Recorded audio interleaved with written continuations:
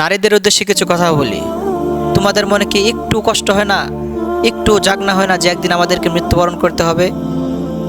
তুমি নিজেই দেখতে পাচ্ছ তোমার আশেপাশে কত মানুষ মারা যাচ্ছে, তখন কি মনের মধ্যে একটু ভয় হয় না যে আমরা মারা যাব? আমি যে এমনভাবে চলাচল করতেছি, হ্যাঁ তুমি এমনভাবে চলাচল করতেছো, তুমি নগ্ন হয়ে ঘোরাফেরা করতেছো কেন?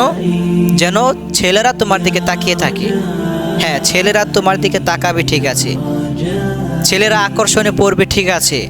আল্লাহ তাআলা নারীদেরকে এই জন্যই সৃষ্টি করেছেন যেন ছেলেরা আকর্ষণে পড়ে। কিন্তু আল্লাহ তাআলা তো তোমাদেরকে পর্দার বিধান দিয়েছেন, তোমরা পর্দা করো না কেন?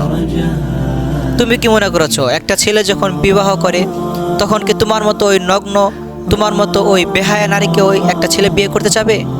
তুমি খোঁজ নিয়ে দেখো আশেপাশে, একটা ছেলে যতই খারাপ হোক, যতই খারাপ হোক, ওই ছেলে যখন বিয়ে করে, বিয়ে করার সময় একটা পর্দাশীল নারী চায়, আর তুমি নগ্ন হয়ে ঘোরাফেরা করতেছো।